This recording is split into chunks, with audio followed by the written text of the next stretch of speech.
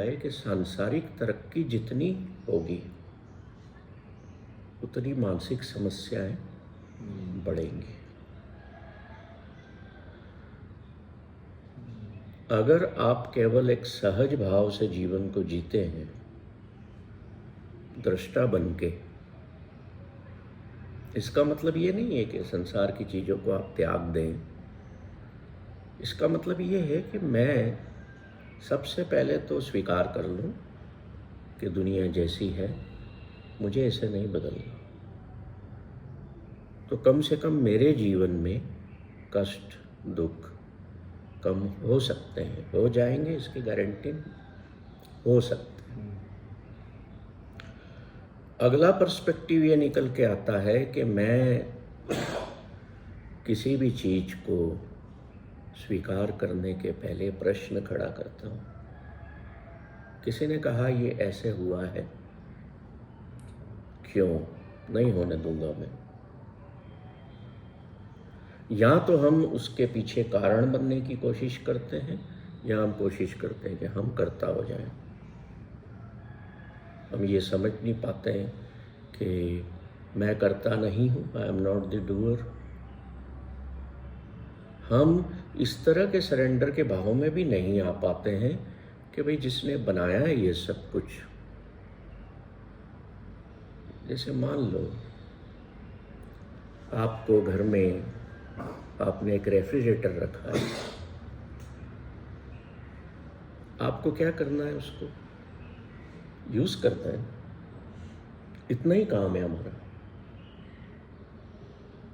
अब आप उसमें जबरदस्ती काड़ी करने लग जाओ कि ये भी करे, ये ऐसा भी हो, तो खराब होगा। अगर आपको उसमें बदलाव चाहिए तो either you will have to go to manufacturer, या कोई ऐसा मैकेनिक जो उसका जानकार हो। हमारा काम क्या था? सिर्फ उसका जो यूज है वो करना, दैट्स ऑल। ऐसे ही हम जीवन में आए हैं, यहाँ जो अवेलेबल है, ऑलरेडी अवेलेबल है, उसका यूज करते हुए जीवन का निर्वाह करना था, जीवन को जीना था। पर हम किस में खड़े हो गए? ये पत्ते हरे हैं तो भाई क्यों है? ये गुलाब का फूल काला क्यों नहीं हो सकता? मैं करूँगा इसको। मेरे बाल सफ़ेद हो रहे हैं समय के साथ, मेरी जो चमड़ी है वो मुरझा रही है समय के साथ। मेरा समय के साथ खत्म है, जो अलॉटेड टाइम है वो समय के साथ खत्म हो रहा है।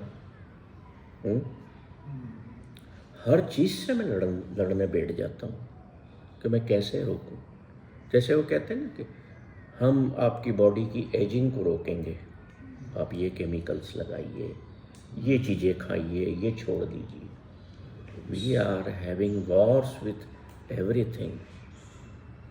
तो उस परसेप्शन में, उस पर्सपेक्टिव में हम अपने आप को कभी ले जाते हैं कि मैं ये क्या कर रहा हूँ, या ये करना ज़रूरी है?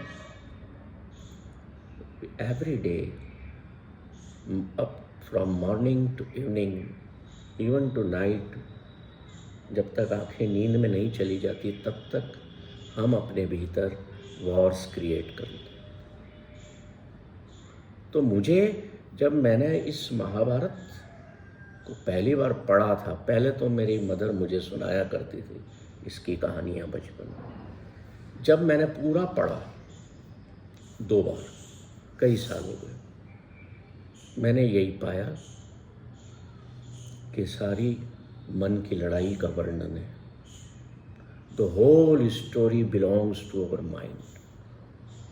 और जिसने भी लिखा इसको या हुआ, आई डोंट नो, है ना, या जो भी हुआ या लिखा गया, वो हमें ये बताने के लिए लिखा गया कि तुम चेक करो कि तुम्हारे भीतर तुम दुर्योधन को बढ़ा रहे हो या अर्जुन को बढ़ा रहे हो। तुम चेक करो तुम्हारे भीतर दुशासन बढ़ रहा है या धृतराष्ट्र बढ़ रहा है, तुम्हारे भीतर द्रौपदी बढ़ रही है या गांधारी बढ़ रही है? कभी कभी चेक करने की कोशिश की हमने? हमारे पास टाइम नहीं है। what we are doing, we are just evaluating the things, the non-living things and the living things. हम अपने बच्चों के हम उनका एनालिसिस करते रहते हैं बैठ के।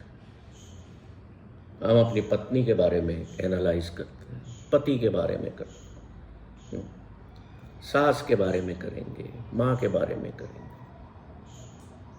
सेल्फ के बारे में भी तो एनालिसिस करो। लिखो कागज पे कि भाई मैं